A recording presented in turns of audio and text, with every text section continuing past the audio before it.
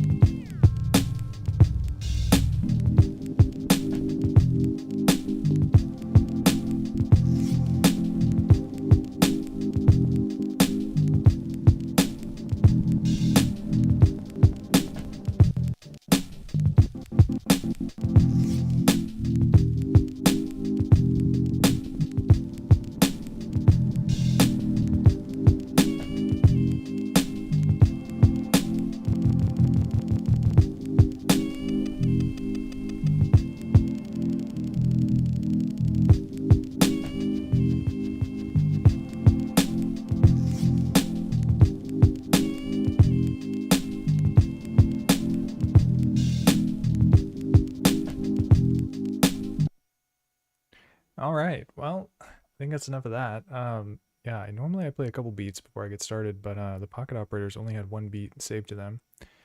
So I was just playing that one on a loop, although I could listen to that all day because it's a pretty chill loop. Dude, Gummy Worm Jim. What's up, bro? Welcome. Dude, yeah, pocket operator action. And you signed up for Double Trouble today because it's not just one, but we got two of them. And that's a fun thing about using these is syncing them together and having fun with multiple. Overcoming limitations with twice the power, basically. All right, cool. Well, yeah, I think we're going to get started here. So I'm going to make some fresh beats, but I just want to talk about the session before we get into it. And yeah, I don't have the video on right now because I plan on using some of this footage for another video. So you don't get to see my smiling face, but rest assured, I am smiling. Okay, dude, Gummy Worm Jim, chilling. Oh, the submarine one. Dude, my brother bought one of those at a flea market. It's crazy that he found one. And I messed around with it. It's much different than the sampler one. I've only ever used the sampler one, and then he let me borrow the submarine one.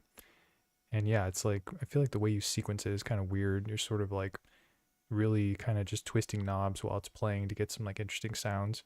Whereas with this, it's more about like being very disciplined about like, you know, what kind of sequence you're creating, what notes you're putting in the sequence. On that other one, it was sort of just like, you kind of get to jam with it a little bit more. I think with this, you have to be a lot more methodical with the PO-33, the knockout one. But yeah, they're all pretty fun. So definitely want to learn about more of them. I think I've only ever used, yeah, sampler and then the submarine. So I got to invest in others. But yeah, so today's session, just to tell you a little bit about what's going on here, we got two pocket operators, as you can see. Live in effect.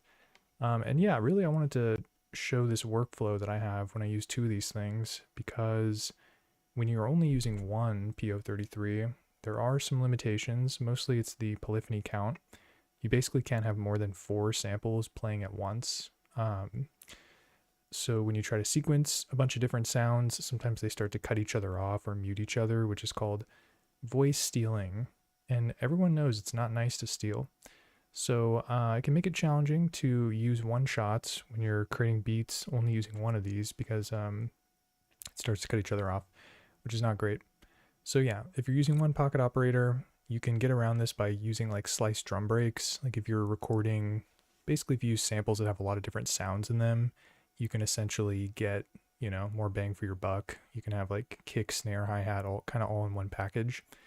But if you like using one shots, you're kind of, you know, out of luck, basically. It's kind of difficult to do that. So yeah, basically what we're going to do here is we've got two pocket operators, and I'm going to use one to do the rhythm section. So I just have the drums on one, and then I'll do just the melody on the other.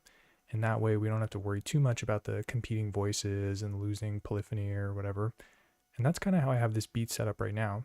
So right now the drums are on this one, and the melody's on this one, so I'll show you.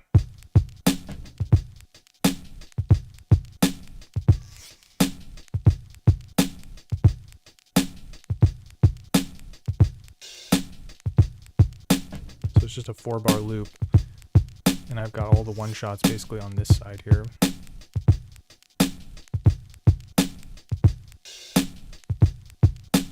So nice and groovy, right? And then, yeah, this one has the melody, although I can't play it by itself because I have to have this one going. Maybe I can just turn the volume down on this one.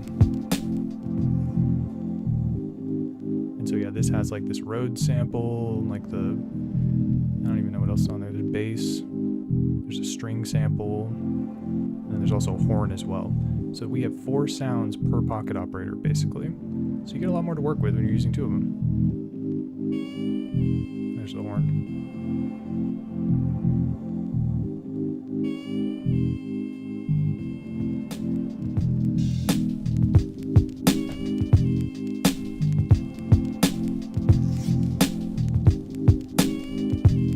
Hell yeah.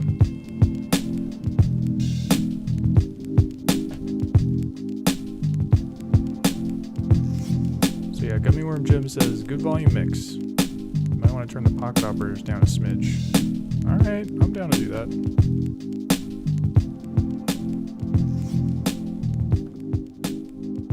Maybe like that? Is that okay? Alright, so we're gonna rock out to that. I'm gonna make sure I don't make the volume higher than number 12. That's gonna be my mission tonight. Okay. So yeah, that's kind of an example of... Oh, dude, heck yeah. No, I appreciate you saying that. I don't really know too much about the mixing side of things, so generally just kind of wing it, and I always appreciate advice. Okay, so yeah, that's kind of an example of the rhythm and then the melody. So let's do that again. Let's do a different one. And I have many different sample slots open, so I basically used all of these, I think. Actually, I didn't use 2, but I used all the other ones. So we're going to start on 3. And yeah, the pocket operator, PO-33, you have this top section, which are considered like the melodic samples. You can play them chromatically. And then these bottom ones are slice samples, or slice pads, I guess you can call them.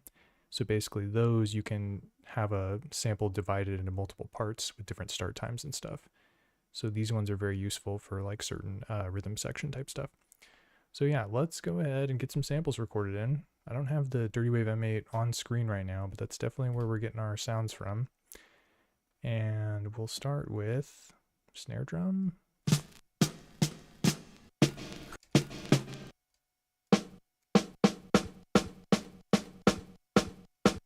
feel like this one's pretty chill. It sounds reasonably chill. All right, so I'm going to save it on 7, which is the slice pad. Let me check my levels here. It's looking pretty good, so let's record it. Oh yeah, and so there's a special technique that I use when I record the samples in.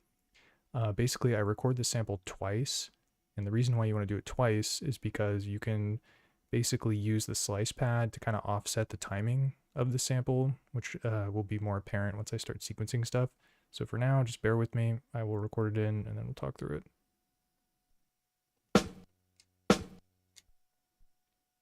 All right, so we got that in there.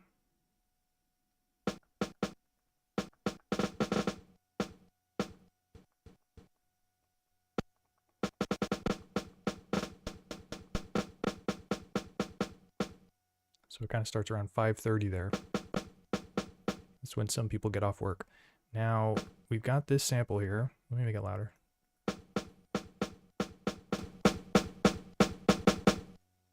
Nice. So yeah, there's this one. But then I'm going to do another one. So I said it starts at 5:30. So I'm going to do this one. I'm going to do it at like 5:20. So I'm going to start it a little earlier.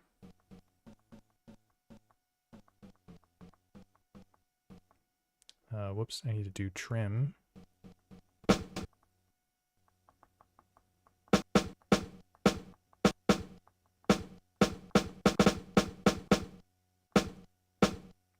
Close enough, 5:20. So this one's right on 5:30, and then this one's 5:20. Maybe I'll do the next one 5:10, why not?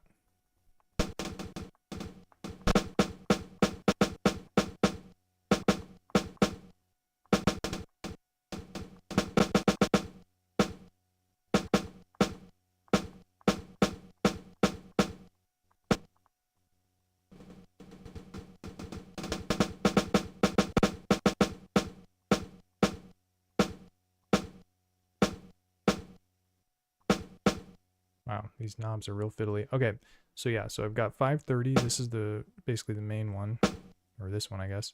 This one starts at 520. This one starts at 510. This one's 500. And then this one's 490. So each of them has a different amount of like space at the beginning of it, which allows me to offset it in the sequence. So yeah, it's kind of tedious because you have to use these knobs to like kind of dial that in, but it is very useful, especially for ghost notes. Probably not so much with the snare, but we'll see it come into play probably with the kick drum and the hi-hat for sure. And then Gummy Worm Jim says, is the Street Fighter one also KO? Yeah, so this one is KO as well. PO-33, Knockout, the sampler one. It's just, yeah, it's got some different designs on it, but it basically does the same thing. Okay, so yeah, now let's do sequence, very basic. Just get some snare drums in there.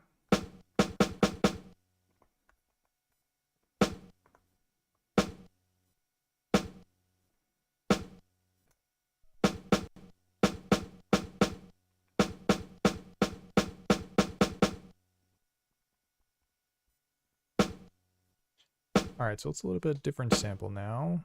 I'll try a kick drum.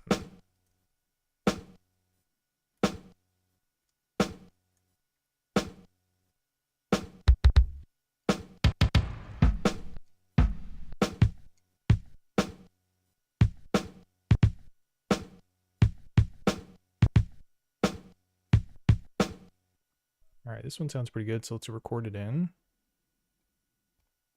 As is tradition, we'll do it twice.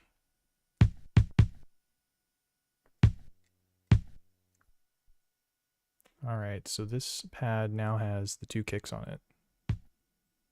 Let's turn it up though.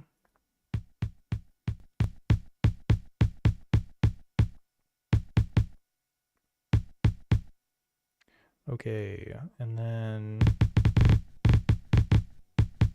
So yeah, the one that's on the one pad, this one is always just going to start at the beginning, like when the recording started, but then the ones after is where I can start doing that offset stuff. So let's try that.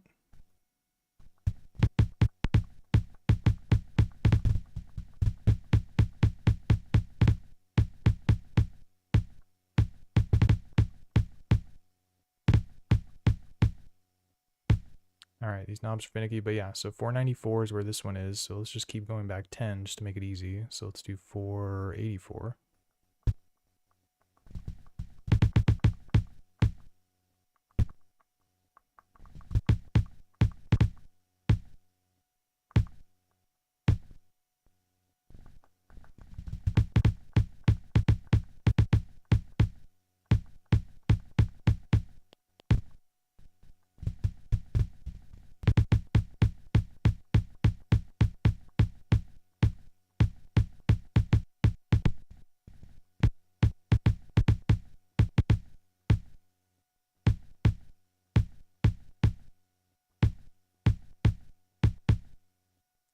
Alright, so we got, yeah, this is like 504, I think, 494, 484, 474, 464, 454, and do this one.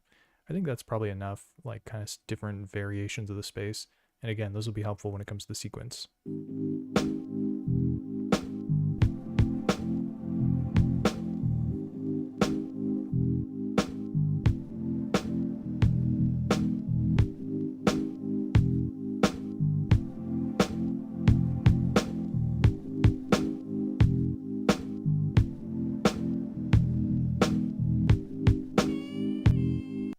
Whoops, I forgot this is playing this like melodic thing that I did for the other beat, which I don't want it to do.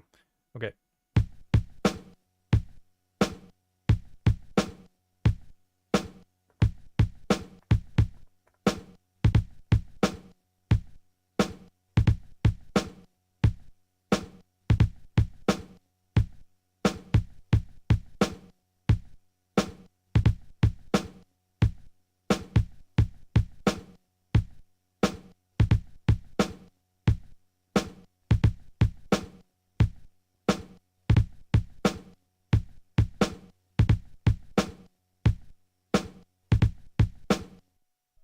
Alright, so yeah, I added one of those offset notes to the last note in the sequence here, and I'll give you an example of like how it sounds different. So let me copy this,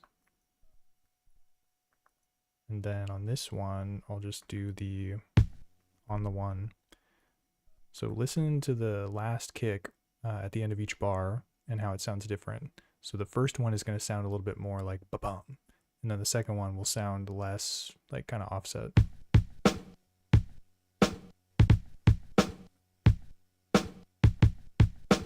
It was kind of like doom doom.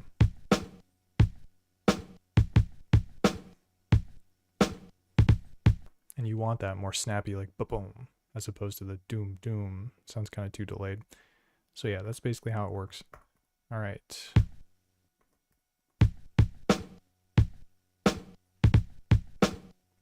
Yo, Strill Life, what's up, bro? What's cracking, man?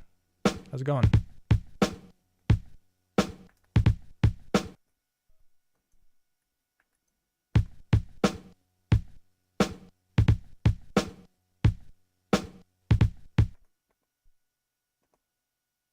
Oh yeah, and then one other thing we can do with the ghost note is make it quieter, so it has kind of a different sound to it. So let's do that.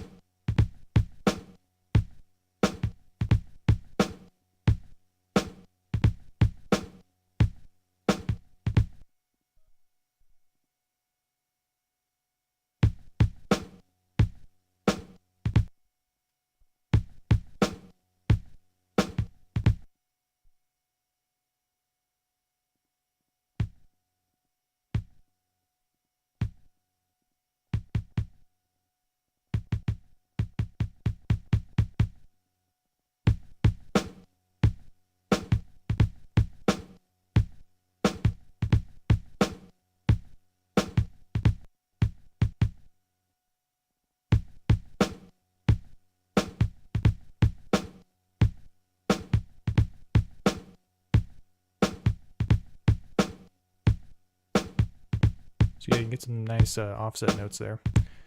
Dude, Gather Thread, what's up, bro? What's cracking?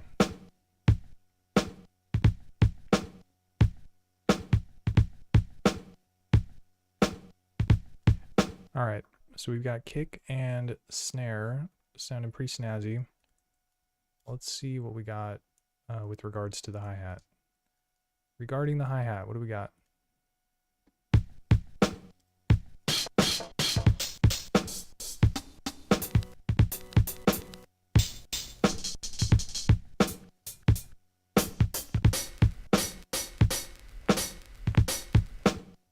That hat sounds hard.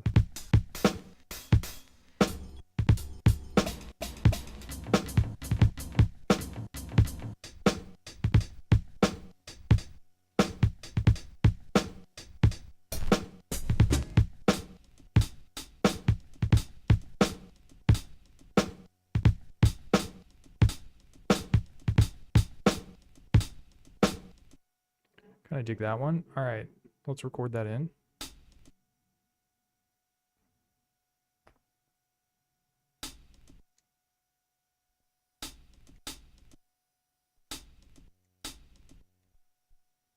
And then we record it in twice so we can get that space at the beginning. How does it sound?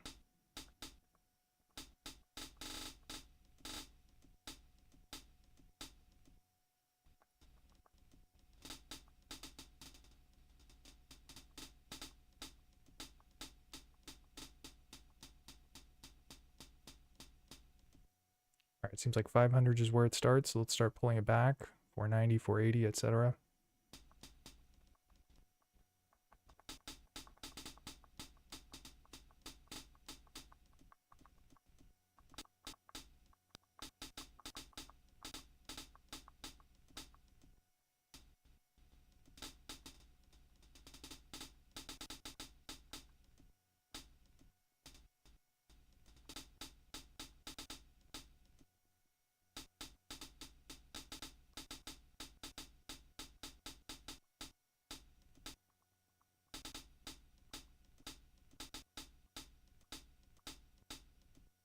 All right, so we've got the hat on the 1 here, right when the recording starts. Maybe you'll turn it up a little bit.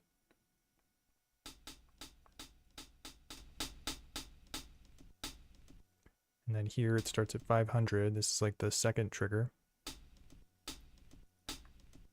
And then so yeah, 500 here. This is 490, 480, 470, 460, 450, 440. So it all kind of sounds the same when I'm pressing it, but when you sequence it, it kind of like offsets the notes a little bit. So let's take a listen here.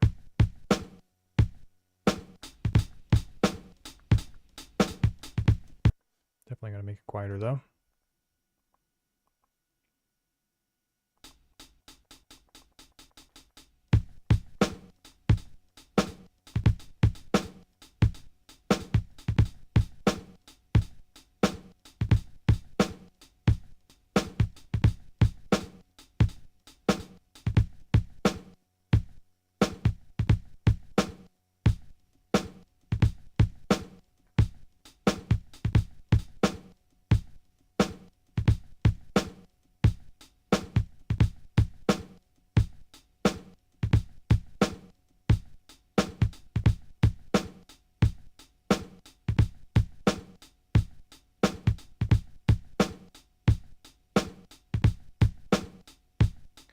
We definitely got to do some different velocity to make things a little bit quieter. So I probably should have done that right off the bat here. Okay, so yeah, this one, turn it down a bit.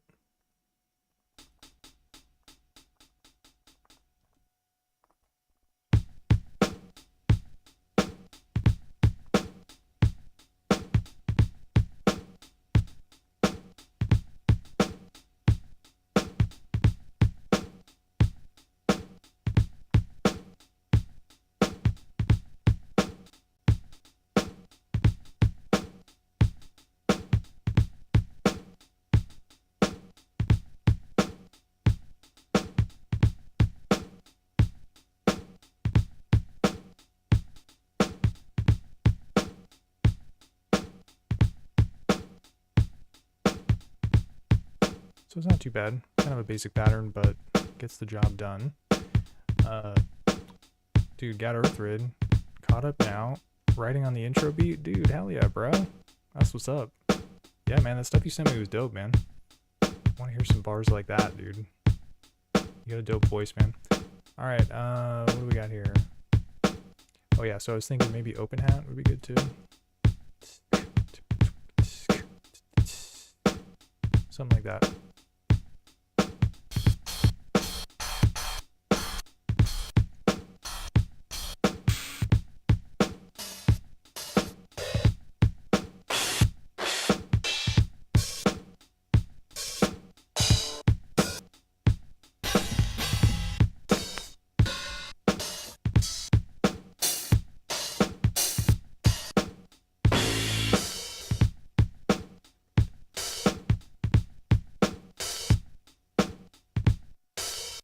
Kind of dig this one, so let's record this in.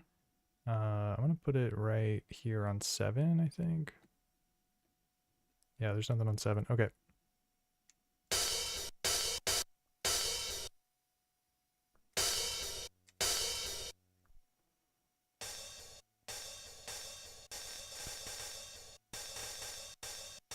And this one, I don't need to do too much with like the offsetting kind of trick where I was like doing on the slice pad. I think I just need to offset once and then that'll work.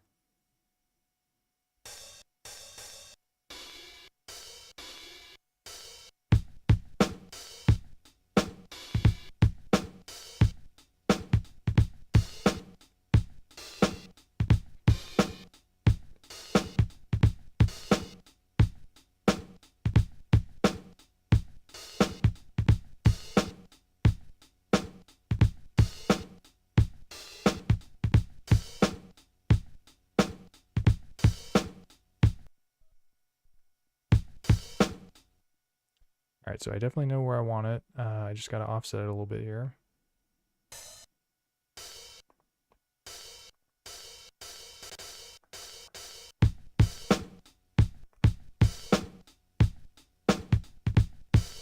It's actually not bad. Probably need to make it quieter though.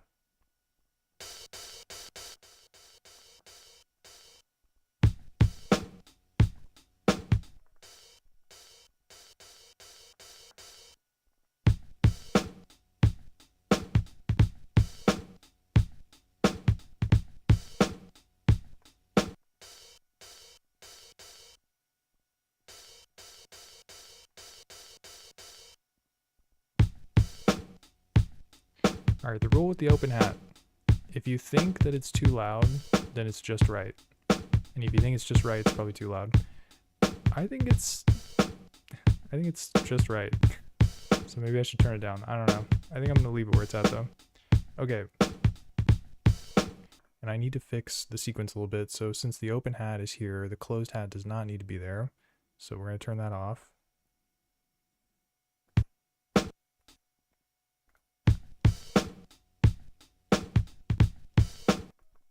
Nice, okay. Let's get these two in sequence here.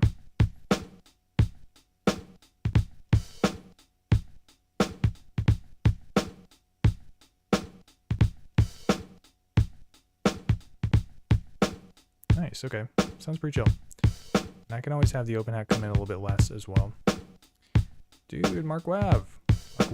Sorry, I might have mispronounced that. What's up, bro? What's cracking? Dude, Gat Earthrid is saying, dude that did a lot of the singing was the main guitar guy. Oh, dude, I thought that was you playing guitar and singing. It's all good, though. But yeah, that stuff was dope. Yeah, dude, I was definitely, even before you told me what year it was, I was getting the vibes, early 2000s style. It's pretty sick. Alright, so we got the open hat here. Might be able to do some other percussion stuff, but maybe we should move on to melody. So yeah, let's do melody. Alright, so, or maybe I can just keep it playing. Alright, and we have some special samples today. I'm going to use the samples that I recorded from that listening session, the crate dig session, which was about a week ago. I'm going to see if I can make some stuff with those, which you can download on the Patreon for free if you like. So let's check it out.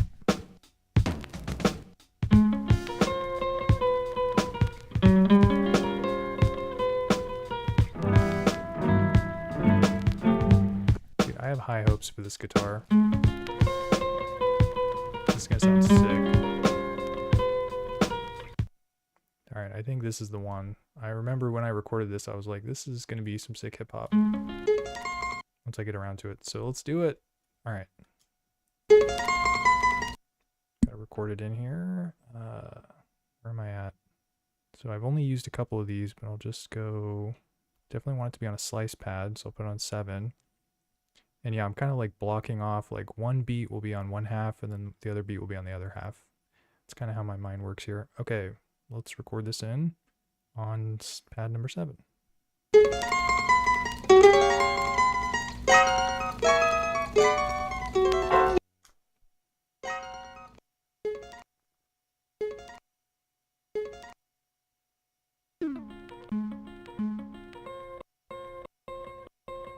Alright, we gotta do our own chops. We're not gonna let it auto. So let's do trim. I got a little trick here. It's actually gonna be kind of fun to play while this thing's playing.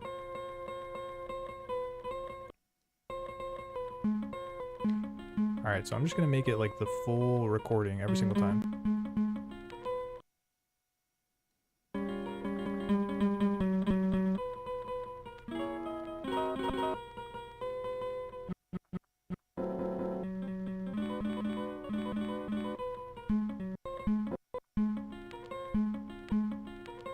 I should do the start first. Okay.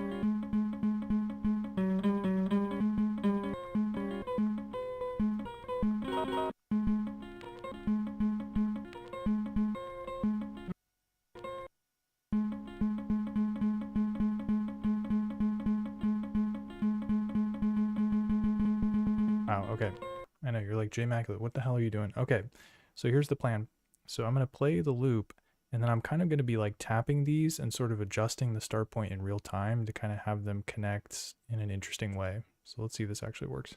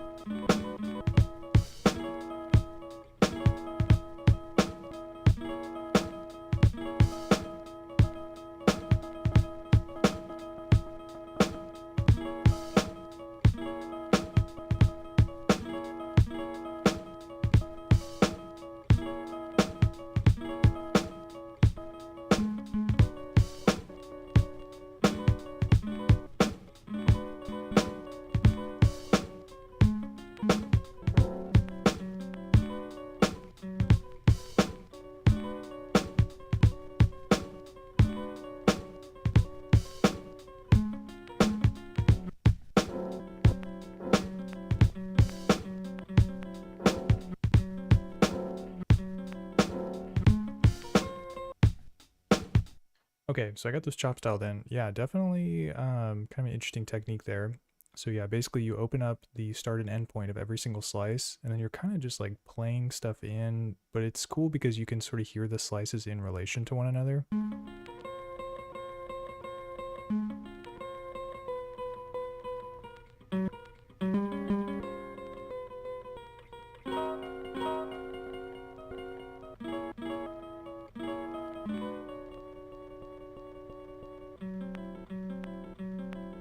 And then the last one's just a mute out. So basically this is just starting all the way at the end, and I can use this to kind of like shut down the sound if I want the sample chops to stop playing.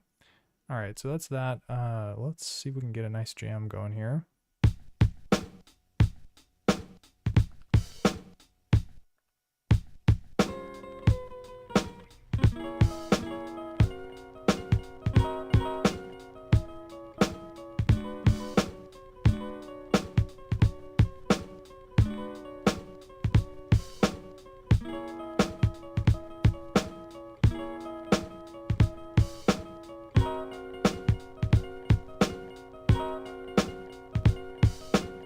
All right, that's definitely one.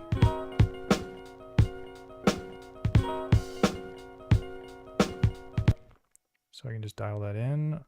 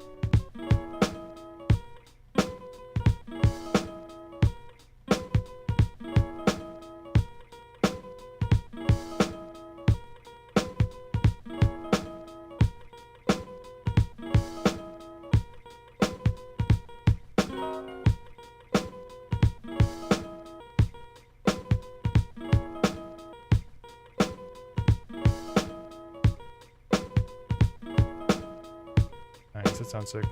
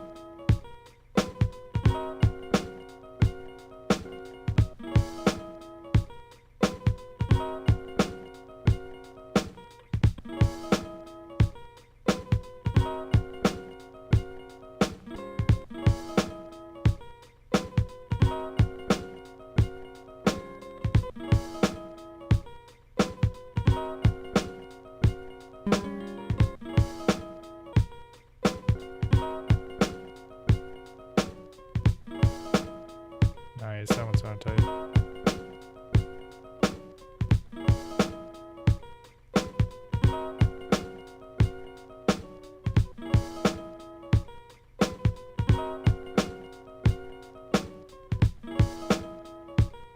It's a little off kilter, but I like it. Dude, St. Jason, what's up, bro? Peace, peace. Dude, God Earthrid says, used to refer to it as acoustical emo rap. Dude, I'm into that, bro. Dude, I can. That sentiment resonates with me. Nice. Yeah. If you send me whatever, I'll take a listen to it, man. Appreciate you reaching out, sharing your music. All right, this sounds pretty dope. And so this was from that record that I sampled last week. Let's see if anything else from those records sounds tight to put on this. Yeah, there were a lot of horns on those records.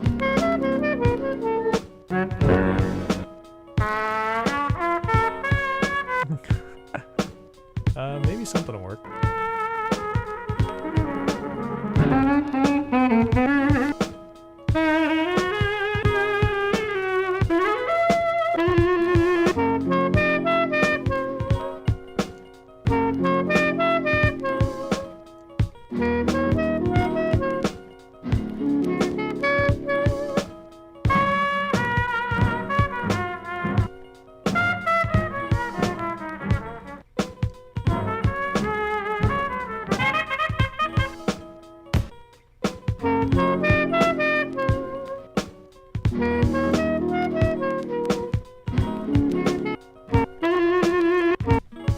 Maybe this thing.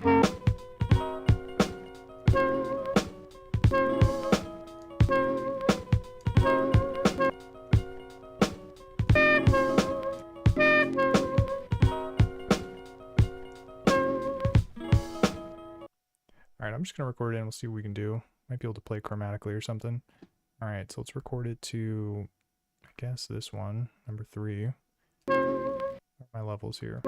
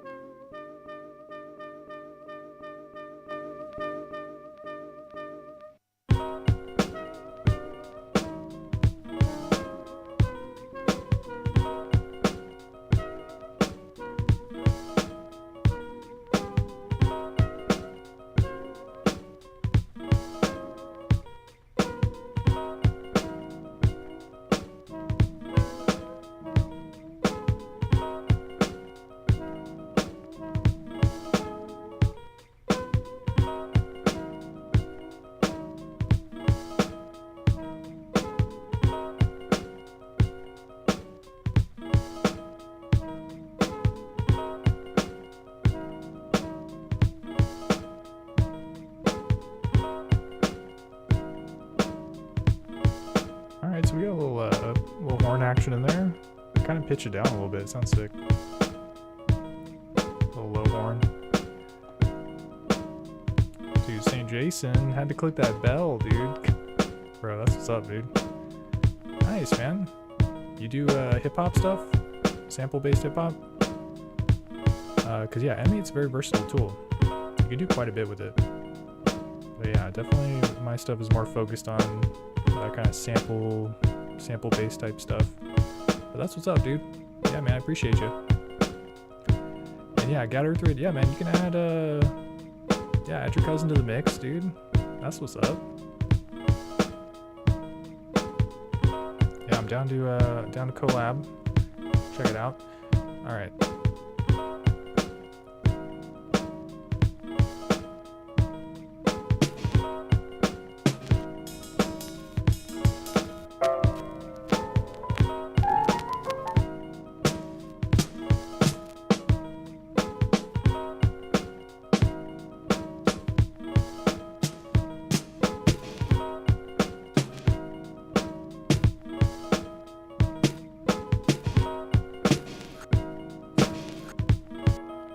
Alright, we're gonna jazz up the rhythm section here. Let's see.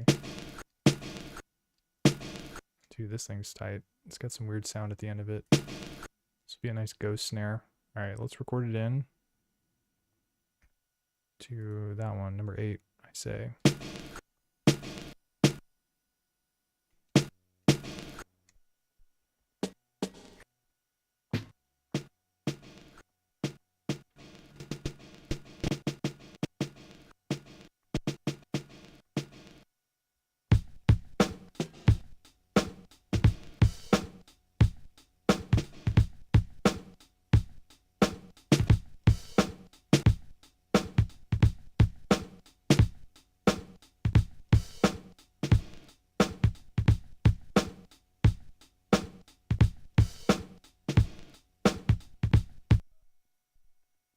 gotta get the timing right on this thing.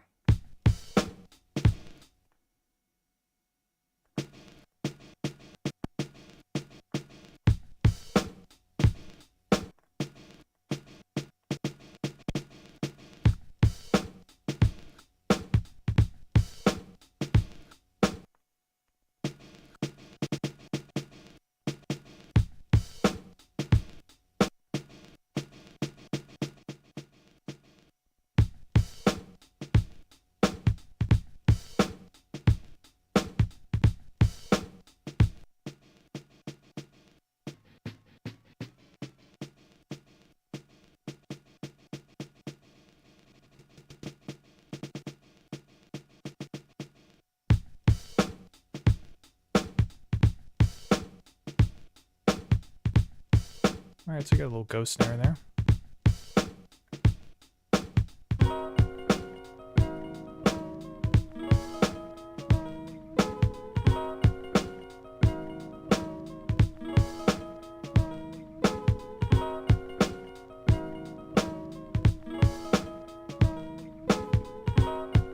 You get her through. They call him Maddie M, and the M stands for Taco Tuesday.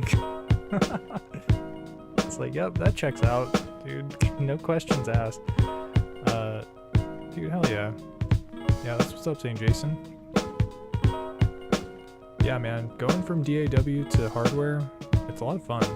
And I'm not trying to be like a hardware snob or anything, because you can make dope music in like so many different ways, but it's always cool to switch it up. So I know the feeling, man. That's what's up. Alright. So I put a little ghost snare in there. I don't know if there's anything else I can do with these samples. Let's see. You know, ours we work tonight, I ain't even turn. That's the place to swing. Where you want to go, Chief? Go down the subway. Who's working down there? I'm working down there, man. You know, ours we work tonight, I ain't even turn. That's the place to swing. Where you want to go, Chief? Go down the subway. Who's working down there? I'm working down there, man. Dude, that's definitely the vibe, but I don't think the Pocket Operator really has the polyphony for that. I don't know. Maybe I'll record it in anyways, though. This was a fun one. It was such a weird, like, yeah, like discussion on this record that I found, or whatever you call that, vocal sample. All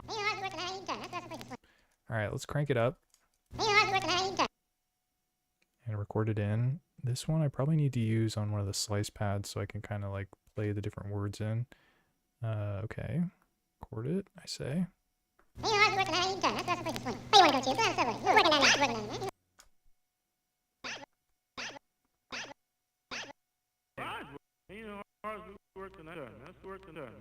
Where you want to go?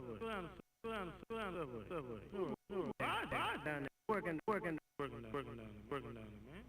You know, ours we work tonight. Ours we work tonight. I ain't even work tonight. I ain't even turn. We work tonight. I ain't even turn. We work tonight. I ain't even turn. Work tonight. I ain't even turn. That's some place to swing. That's some place to swing. That's the place we swing. We work tonight. I ain't working. We work. That's I ain't work tonight. I ain't work tonight. I ain't work tonight. I ain't. You know, ours we work tonight. I ain't. You know, ours work tonight. I ain't. That's some place to swing. That's some place to swing. Turn. Tonight I ain't. Where you want to go, Chief? Where you want to go, Chief? Where you want to go, Chief? Where you want to go, Chief? Where you want to go, Chief? Where you want to go, Chief? Where you want to go, Chief? Where you want to go, Chief? Go down the Chief. Want to go, Chief? Go down the subway. Go down the subway. Go down the subway. Go down the subway. Go down the subway. Go down the subway. Working. Go down the subway. Go down the subway. Down there, subway. Working down there. Working down there. Working down there. Working down there. Working down there. Working down there. Working down there. Working down there. Working down there. Working down there. Working down there. Where you want to working? Working down there, man. You know, ours we work tonight. I ain't even turn. That's some place to swing. Where you want to go, Chief? Where you want to go, Chief? Where you want to go, Chief? Where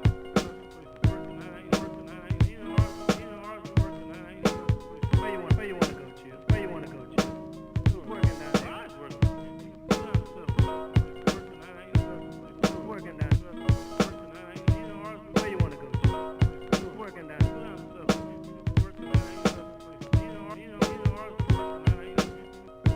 there. You can literally just play anything, it sounds tight. Working down there.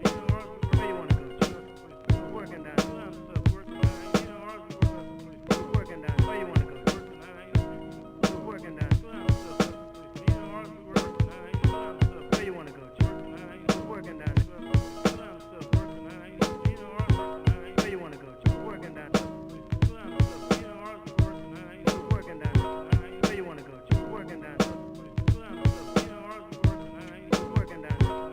the vibe. Okie doke. What else we got? Sing, baby. We all remember that one.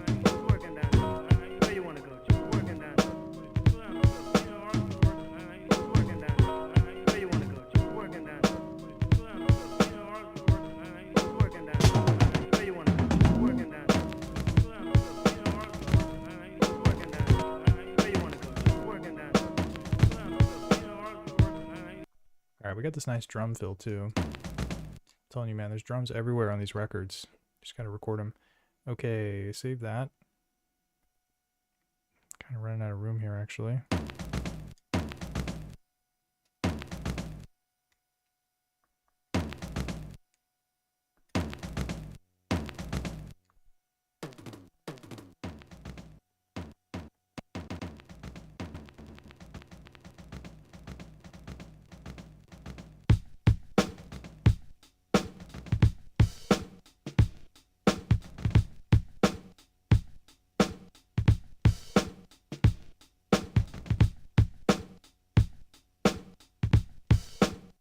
Alright, so I'm going to duplicate this pattern and kind of extend it out, because right now it's just 2 bars, but I want to make it 4 bars. So we'll do hold right, press pattern, and then select the destination. And then on the last one, I want this fill to come in. Right there, maybe? Maybe right here. See what that sounds like.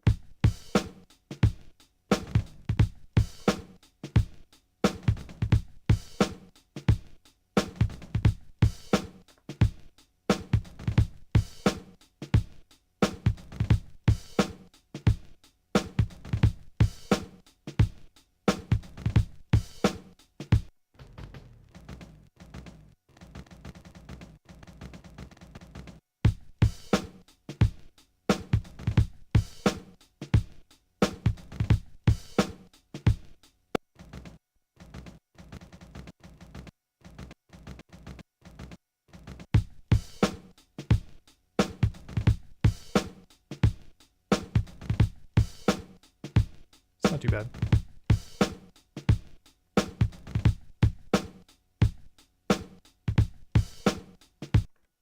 Alright, bring it back here. Alright, we definitely need some bass. So let me record in some bass. I did not find any bass on that record, I don't think. So I'm going to use my secret stash here.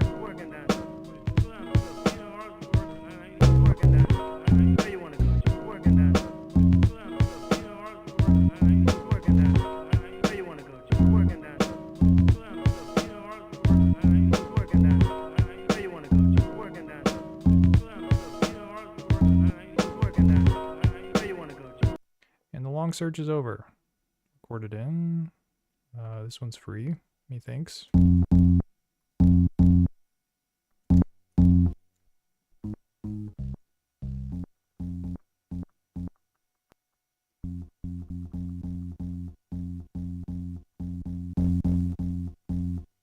then yeah, this is the magic of the filter on the pocket operator.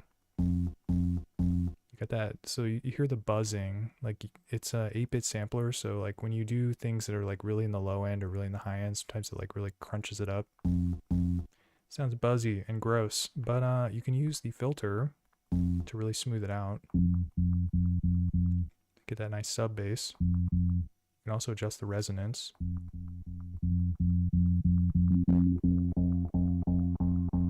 So you have a lot of control over the sound. With just using the low pass, high pass filter. Not sure exactly where I want it here.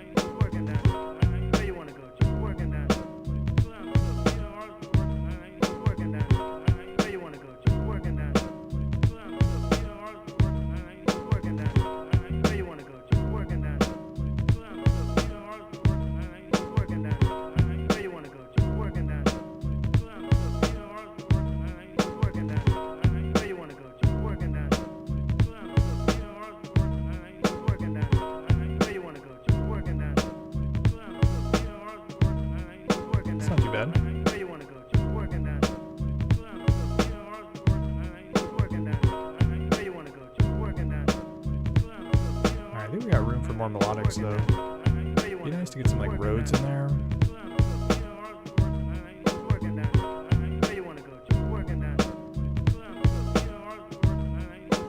Alright, what do we got?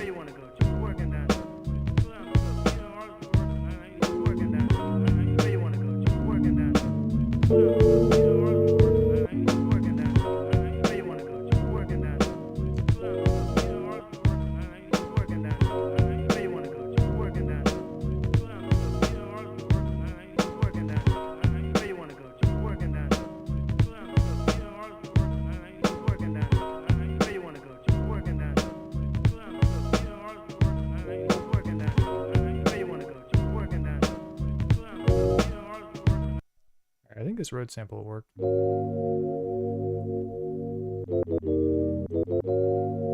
Got it pitched up an octave, because you know how we do.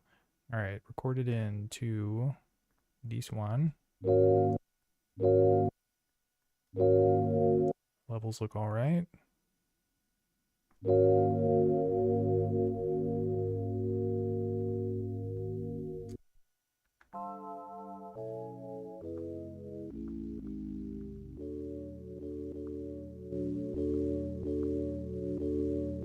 Again, you get that like kind of buzziness because of the low end.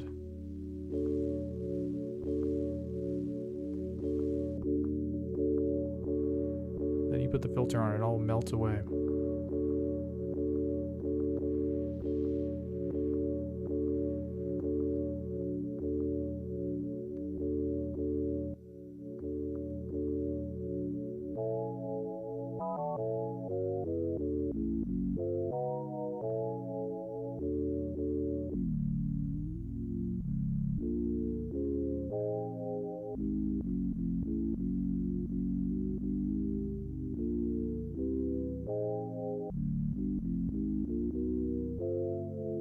This might work.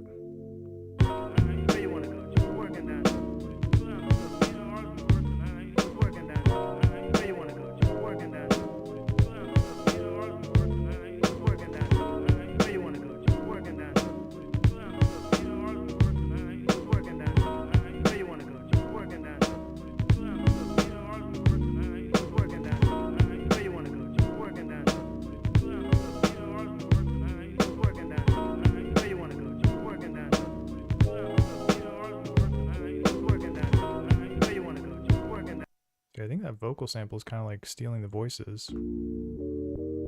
Or it's cutting off the bass, I think. Alright, let's do like a duplicate pattern here. Right beneath.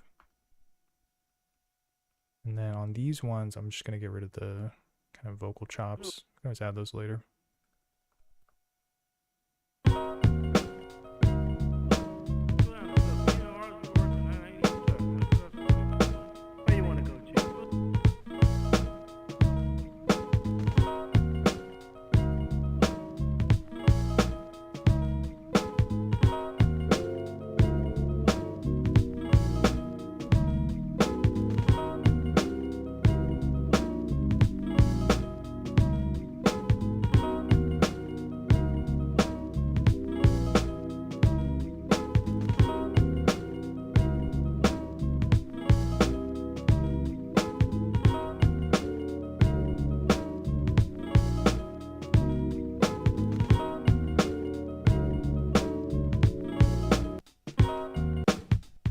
Gotta figure out where I want this to play though.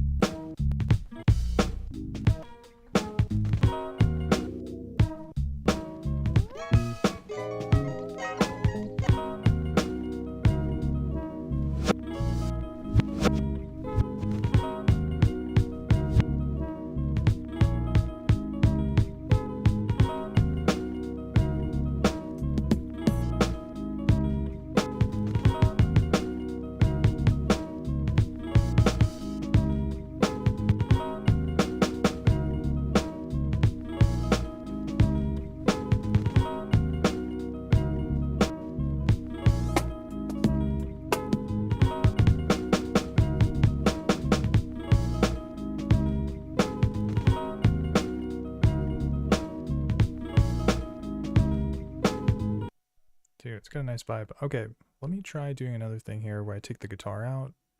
Or actually, I'm going to try a different trick.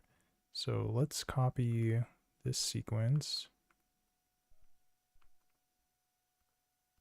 And then here, I think I'm going to try and like record some automation of the filter on the guitar sample. Can I do that? Let's find out. Alright, filter.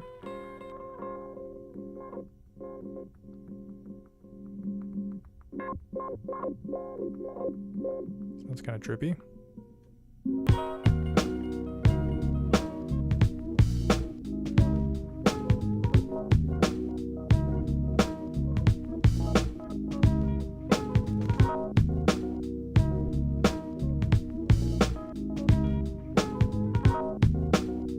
Not quite how I thought it would turn out.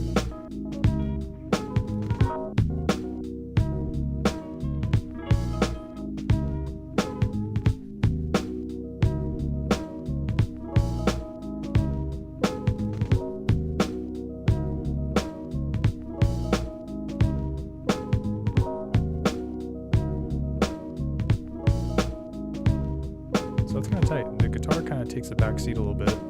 You can still hear it, but it sort of lets like the Rhodes breathe a little bit.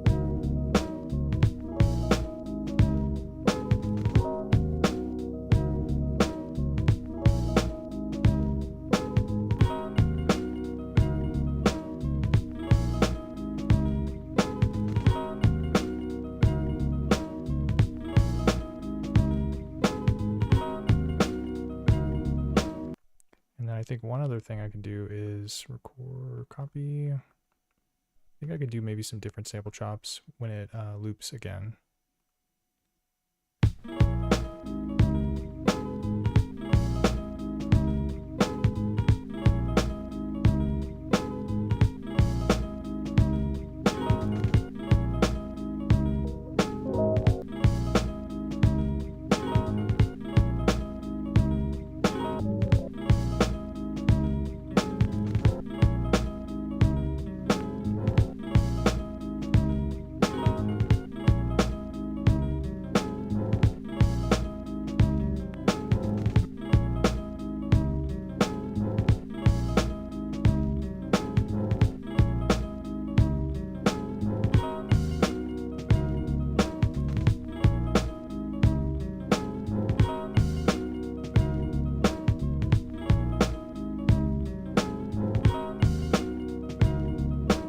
Bad.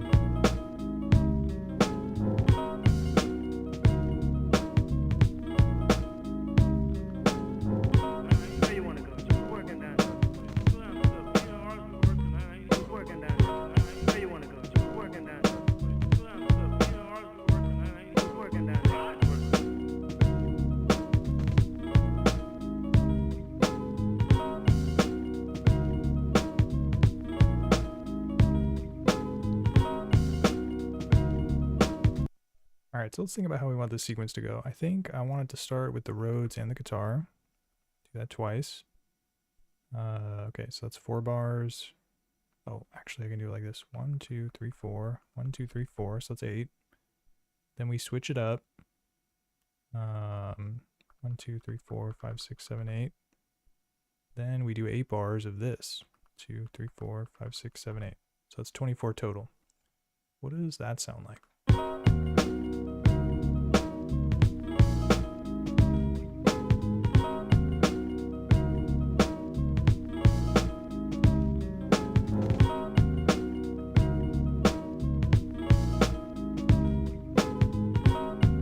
Section plays twice.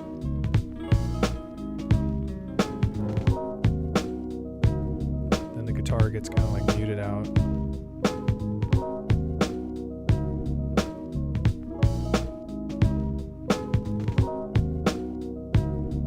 And then that plays twice.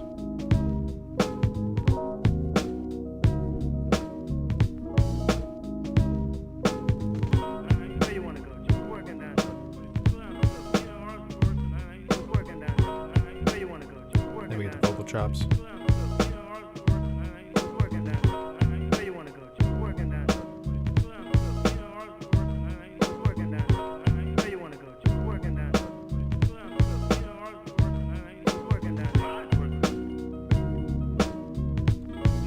around.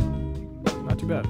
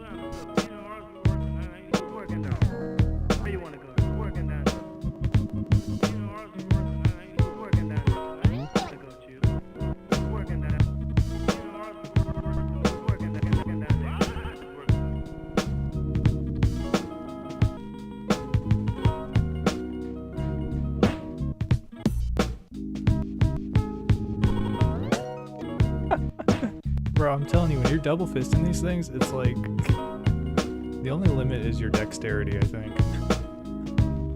It's kind of crazy how you can just have them sort of interact with one another by doing like different function effects.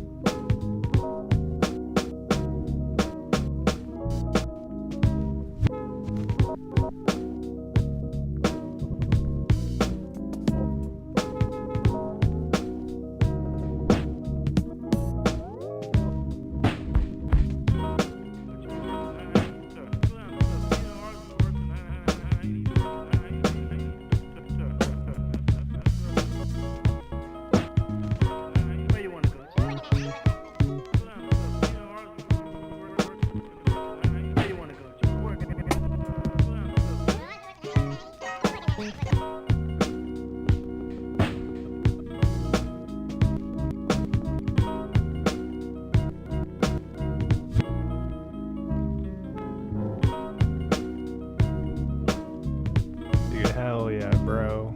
Let's go.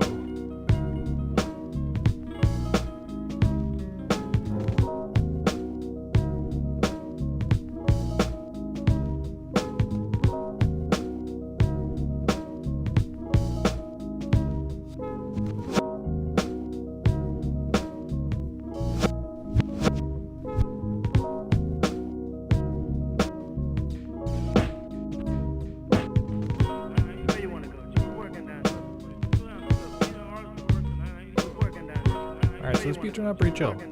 Well, let's see if we can transition to the other one that I did, which I don't really remember what the pattern is. Probably like this.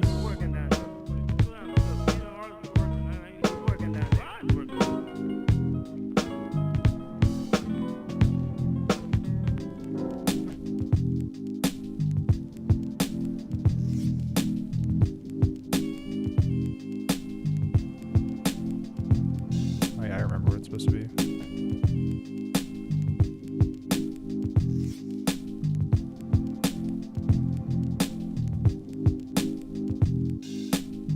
So yeah, this is the other beat that I had.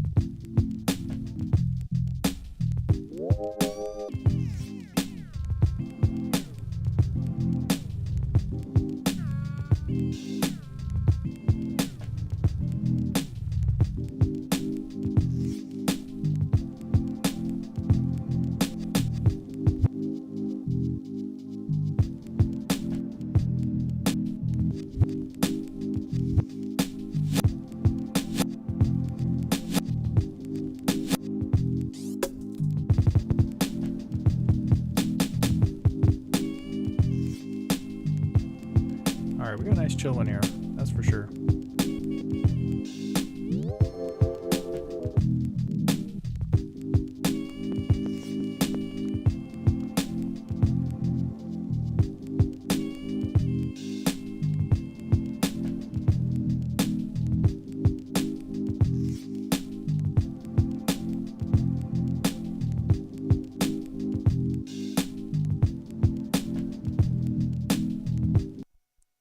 Well, yeah, so those are the only slots that I have basically available on the pocket operator. Kind of full as a bull here when it comes to samples, not too many open pads. So yeah, I think that's probably going to do it for the pocket operator session. I think I might switch it up though, while I still got time. Let's do something a little bit different here. And instead of POing, let's do some M8, dude. Who's down for that? All right, let me, I gotta get it set up here real quick though. So we got this, and then I gotta do the M8 screen. Boom. That's what's up. And then I have to actually plug it in as well. Oh. Where do I jack this into? Right here. Okay, can I hear what's playing here?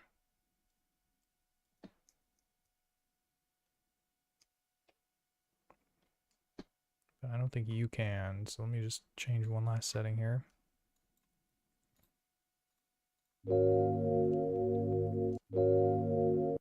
Okay, so you should be able to hear that. That was the road sample we were working with.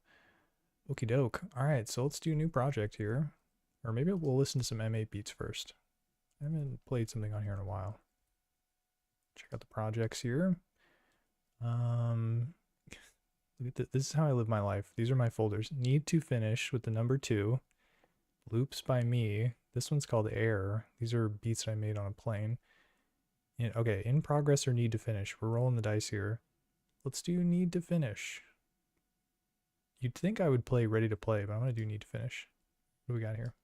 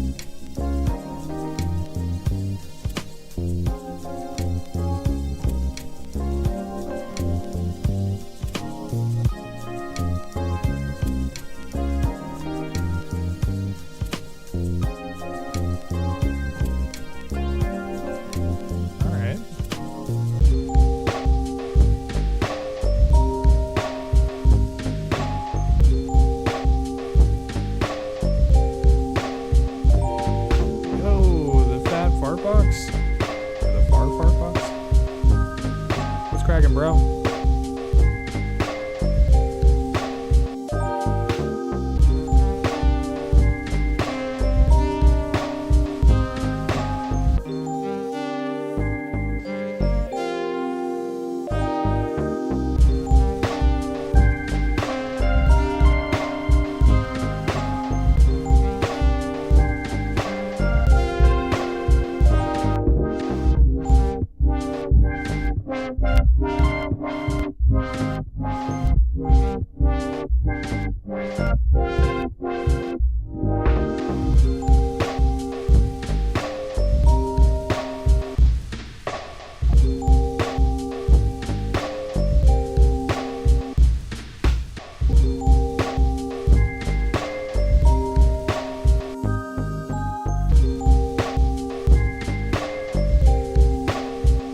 What's up, bro? Chilling over here. I'm getting a little hungry, actually, dude.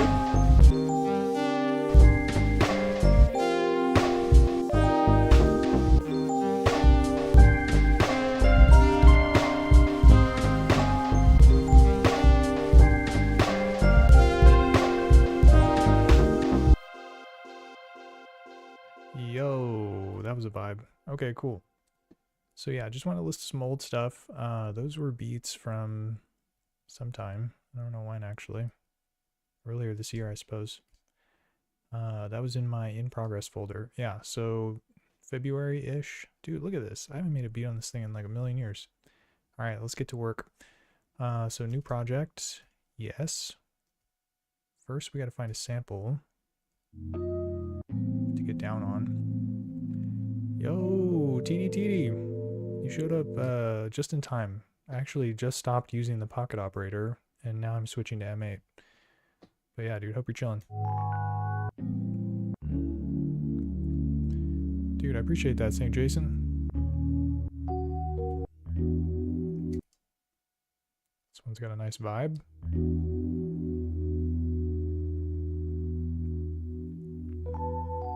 Ooh, got a little sprinkle at the end there. I'm into that. We got a 16-bit it? You better believe it. And then let me trim it to size here. Got a little space at the beginning. Crop it, drop it, and then rock it.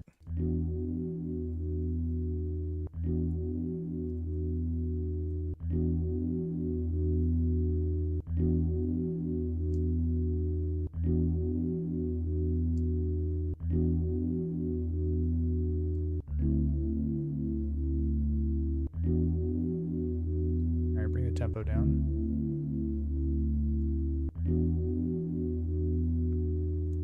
Dude, TD's about to break out his own M8? Hell yeah, dude. It's about to be a M8-a-thon over here. M8 Fest. Alright. So something nice and simple on the melody. Let's get some drums in here and then I'll do something more complex. We need snare drum.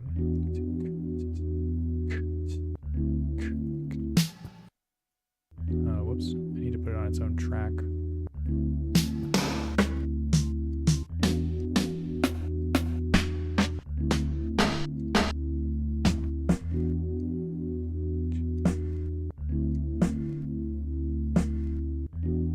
Alright, there's something going on with this. There's like a L and R type deal here. Let me mono mix it. I feel like it's more in the right channel, actually. What does mono L sound like? I like that one more. Okay, override it. Snare drum.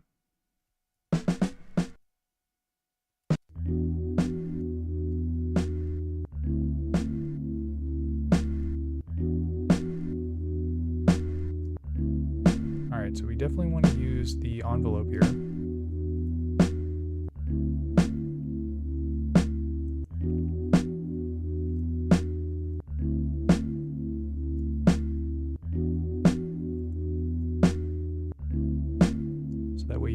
Natural fade from the snare. A lot of these snares I have are just like really short recordings, so you kind of got to control the release of it. using the envelope, which is all chill. Dude, St. Jason says, what size card do you like to use for this? Dude, so I've got this, bro, actually, I don't even know if it's 64. No, it's 128. It's 128 gigs. And I think it's overkill, to be honest with you, man. I think 64 would be fine. And I think it came with a 64, but I bought a bigger one, like, because I wanted to have more room and stuff. But yeah, I feel like I'm using 128 right now, and I think 64 would have been just fine. And I didn't need to buy another card. Because, yeah, it kind of depends on, like, how many samples you have and stuff, but I feel like my sample library is, like, not super huge. Maybe it takes up, like, 16 gigs or something, so it's really not that big. But I guess it does depend on, like, yeah, what you got and what you want to actually save on here, so. But, yeah, I do 128, but it came with 64, and I think that'd be fine. Okay. Maybe I'll pitch it down a little bit.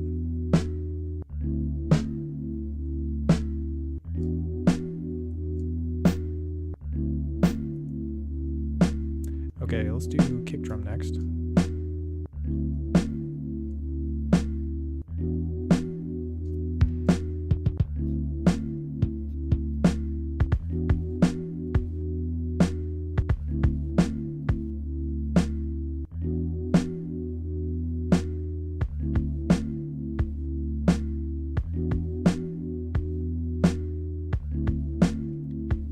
He says, much harder to find a 128 gigabyte card that works well.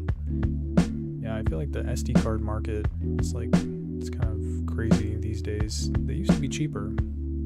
Not no more though. Okay.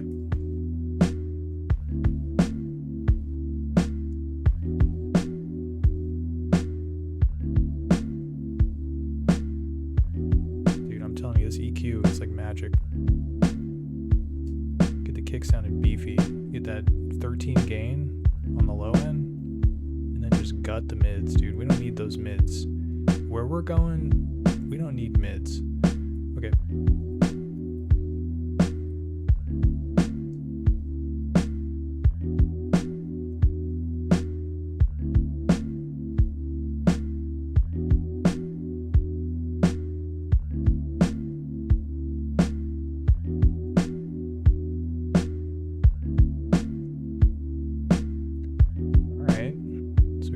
Snare, could do hi-hat, and then I'll do the micro timing stuff after that.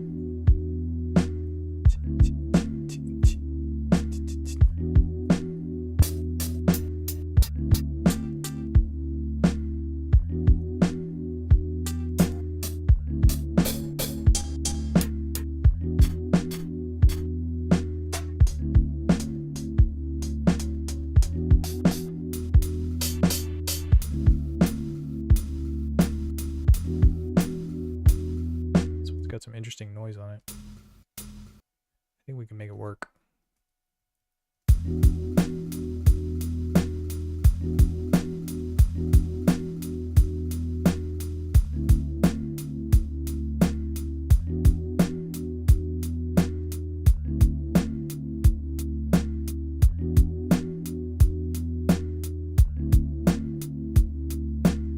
Yeah, so the envelope can like really clamp down on it.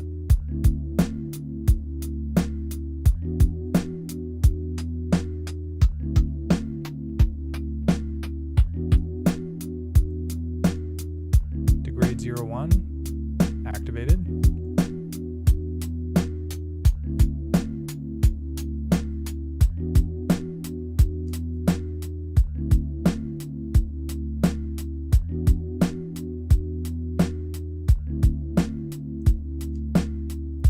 Alright, so here's where the magic happens. We're going to do micro timing. We have the power of the MTT.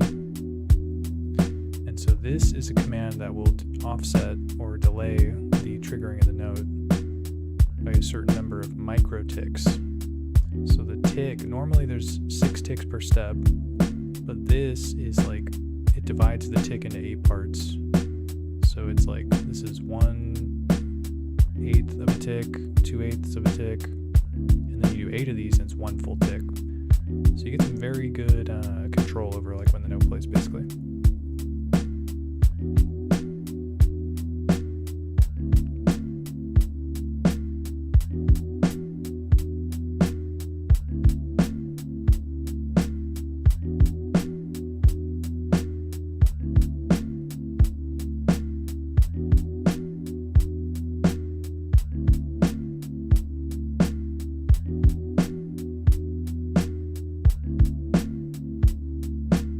basic. I guess we could try to mess around a little bit.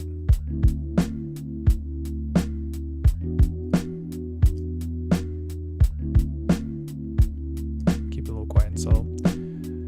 But yeah, so TD's saying SD cards are wild. Gone through like 15 of them, trying to find good ones that work well for streaming audio. Yeah, there is like an interesting parameter that this thing uses for the card. It's like random read or something. I forget what exactly it's called. But I think the card it comes with is like pretty good at that. It's called the Kingston Canvas Go Plus or something. It's definitely called Kingston Canvas. I don't know what the rest of the name is though. But yeah, so have you, St. Jason, are you, oh yeah, you haven't gotten yours yet. Yeah. Oh, TD was the one that was saying that you were having trouble finding one that works well. Yeah, TD, are you using the Kingston Canvas Go, like the one it came with? Or are you doing secondhand market type stuff? Because it could be tricky if you're trying to find one that isn't the recommended one. Okay. Alright, let's do some micro timing on the kick next.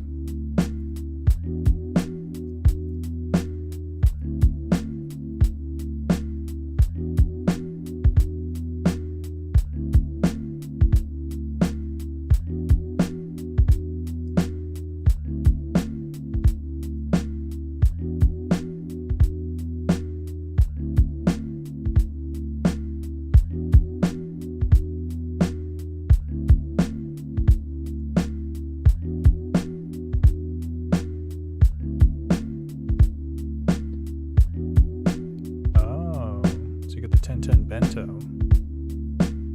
It's more sensitive.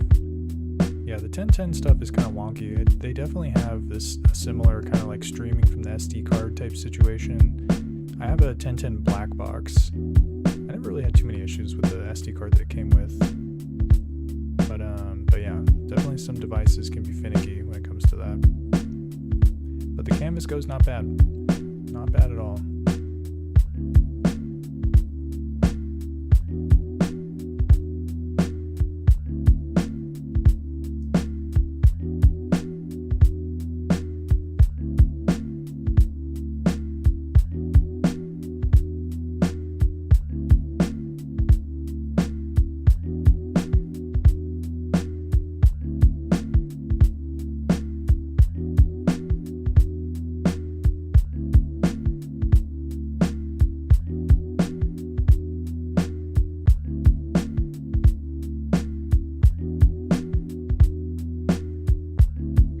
So we got a lot of kicks going on here, and I have a plan.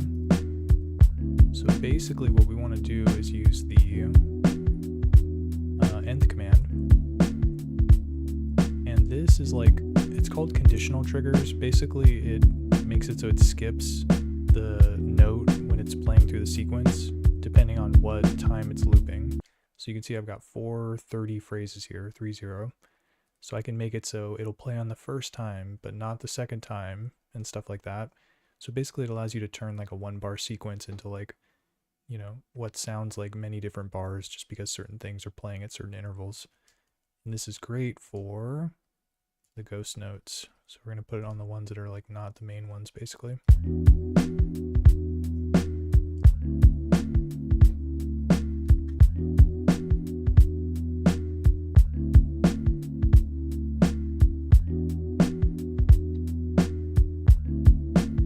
Zero is on 2, so that means it plays basically every other time, but not on the first time. And then we can do 1 and 3.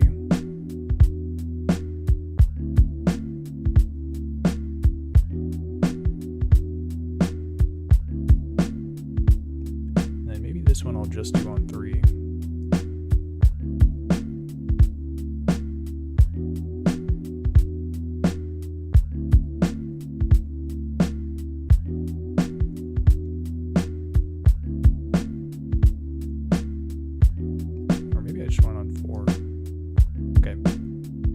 That's the nth command. It sounded pretty chill. You can do micro timing on the snare too.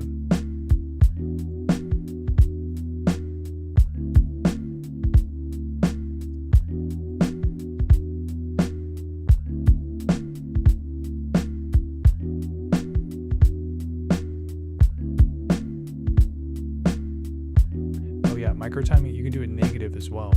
So you can pull the note from before the step, which is actually pretty sick.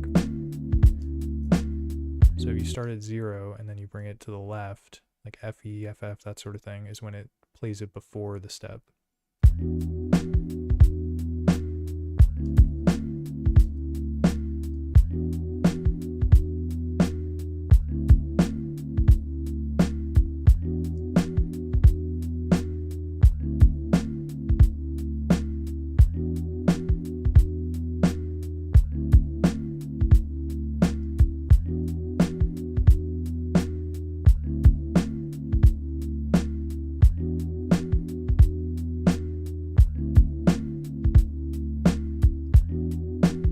Okay, so we got rhythm section dialed in a little bit. Maybe there's something cool I can do with the roads here.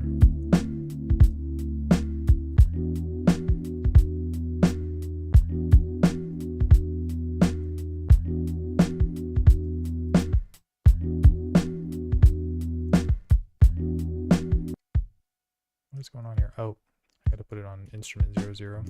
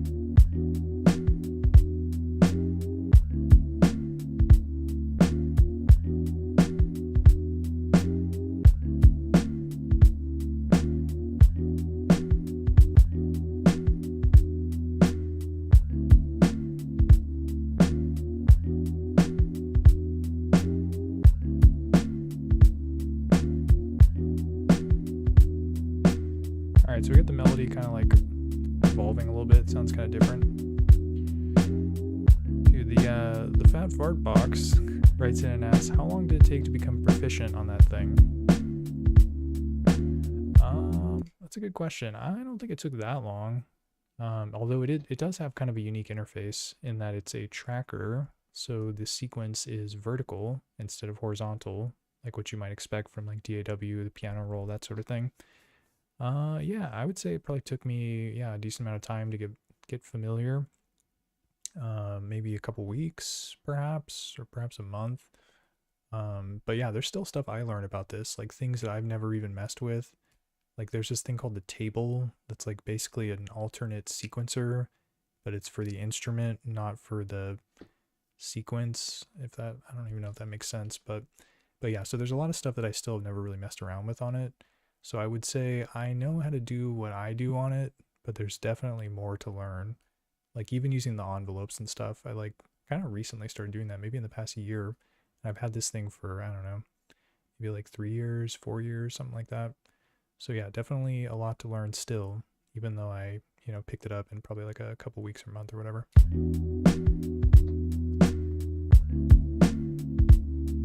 All right, maybe we can do some bass, perhaps. Boom, boom, boom, boom, boom, boom, boom, boom. This is how I come up with bass lines. I just use my mouth.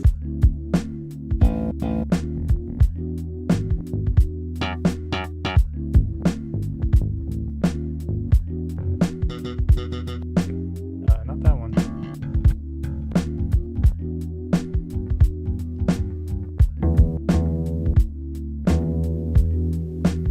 Dude, that's a nice note.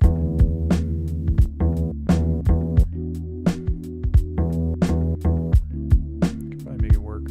The problem with it though is that it's very long. So I'm definitely going to need to use the envelope to control the release of it.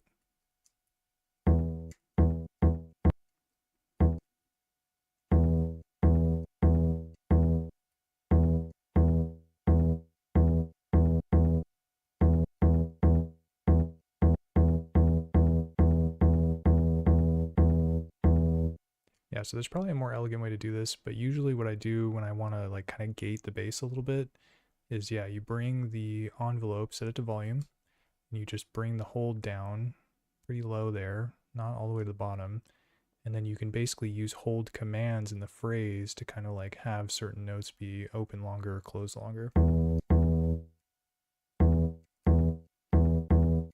Yeah, I'm not even sure how I want to do it, so let's just play it and figure it out.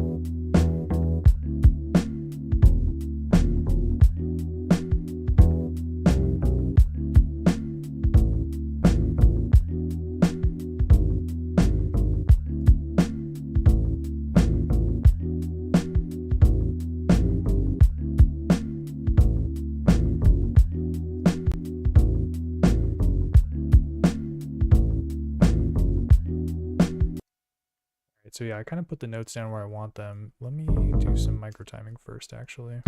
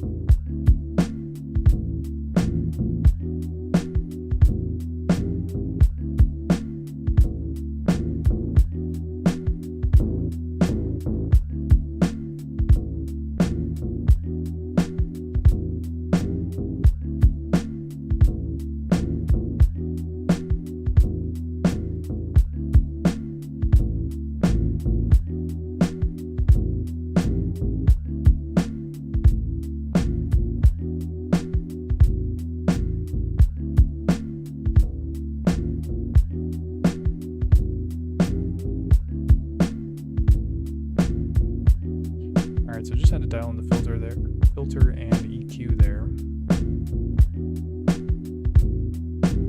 Still kind of low in the mix, but I'm down with that. Boom, boom, boom, boom, boom, boom, boom, boom.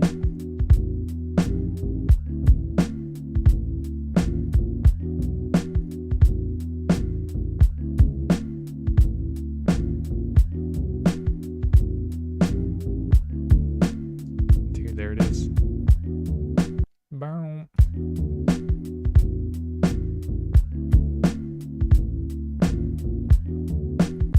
Alright.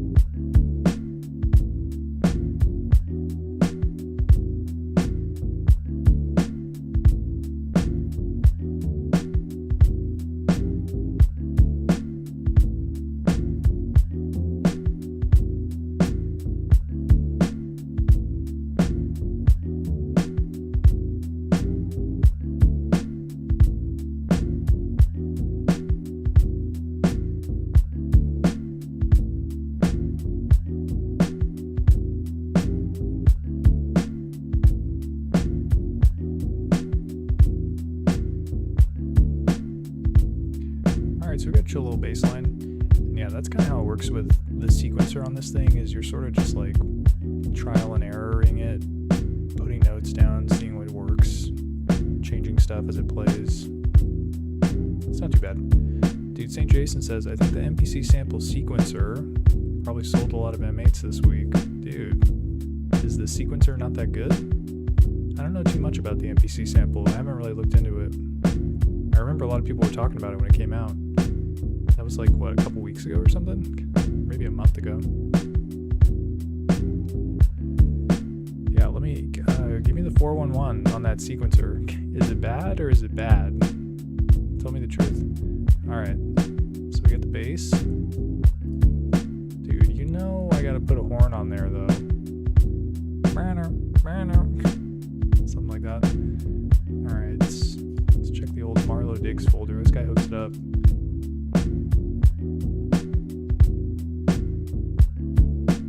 It's like, where's the horn folder? I think he called it air this month. Let me check this one.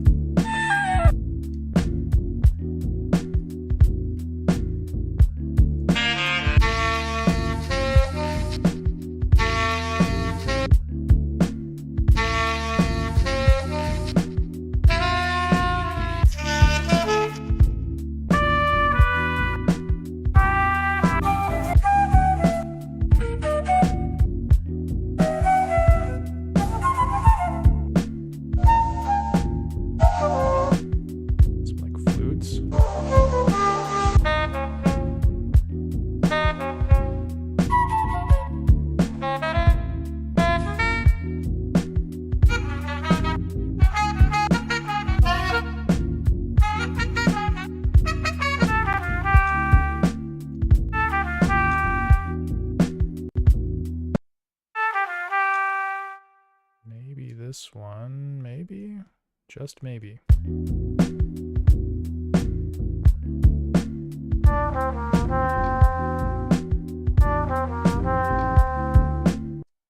Sounds nice pitch down. Alright, I'm going to use the start command here to kind of chop it up a little bit.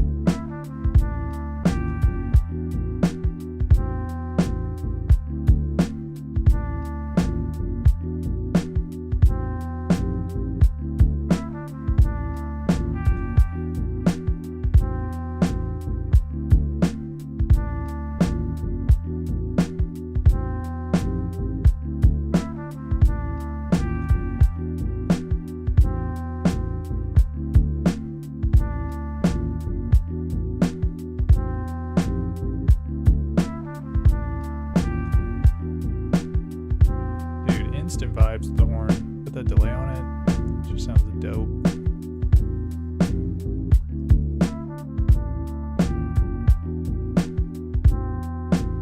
And yeah, you can use bandpass to really control the frequencies on it too. If that's even necessary, it might not be.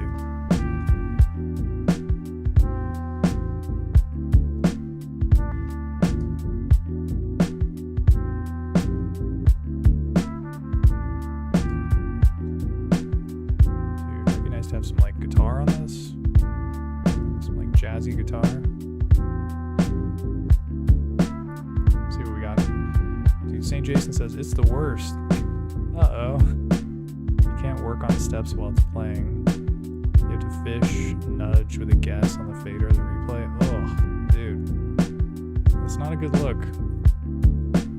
Yeah, being able to make adjustments while something plays is like, it's kind of a superpower. There's other samplers that can't do that. In fact, like the pocket operator, like this thing, it's super dope. I wish you could adjust the start point of the sample while the sequence is playing, but you can't do that on this thing. And it definitely makes it a little bit more tedious to get some of those like, you know, micro timing type situations all in order. So I feel you. That's not great. As opposed to this thing where it's like, yeah, dude, you can play it in real time and just jam on it. Like I can adjust all the micro timing of this stuff.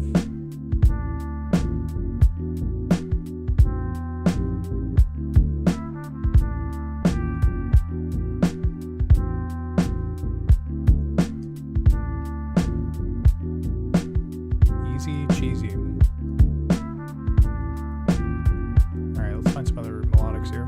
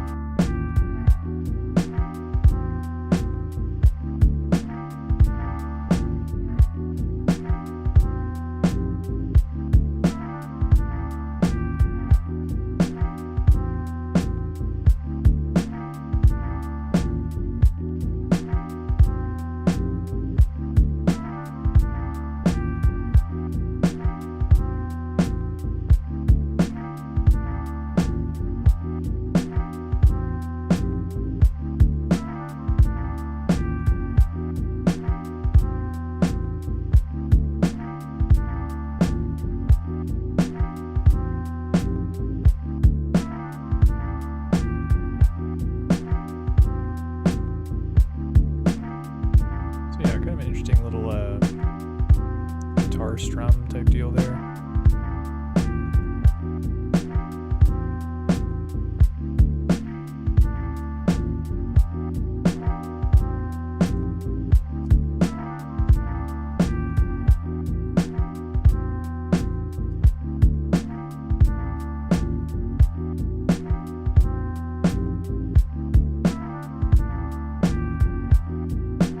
Alright, we got one track left.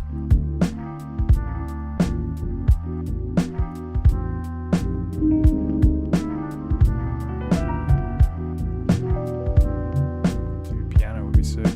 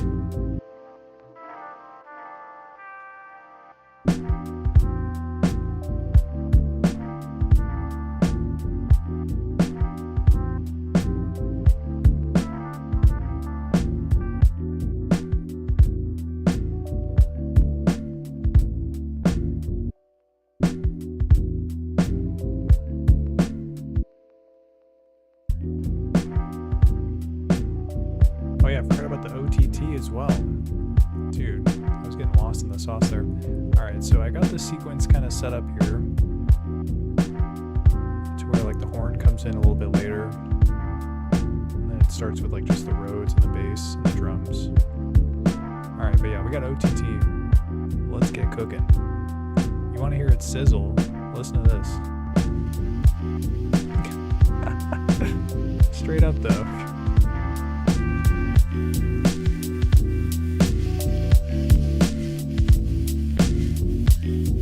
Dude, it just like brings out all these crazy sounds.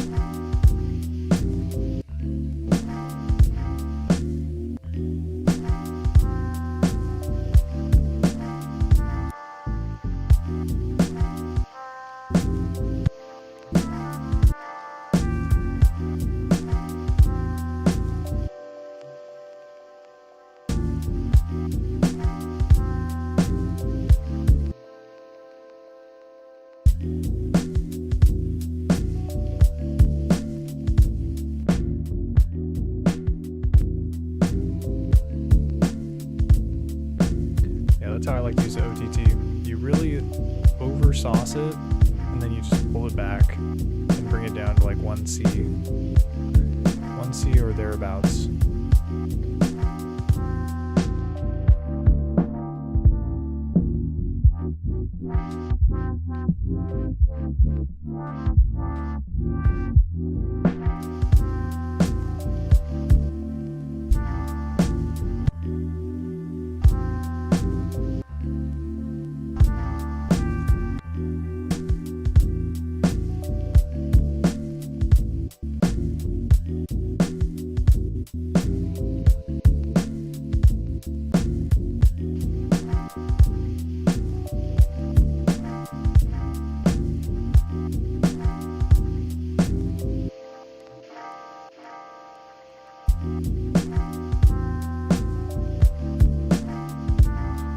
Wow, could have this on repeat for a long time and I would not get bored. Yeah, it's a pretty chill one. Let me save it before I forget to do that.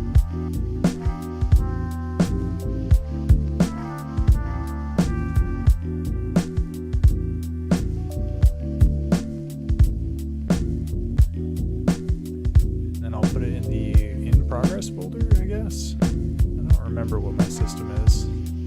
I forget. Okay. There you go. It has been saved.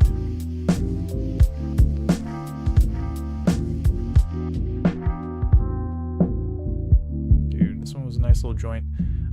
Yeah. Apologies to those who joined and thought I was going to be using Pocket Operator. I did it earlier, and then I ran out of space, so I decided to switch to Dirty Wave M8.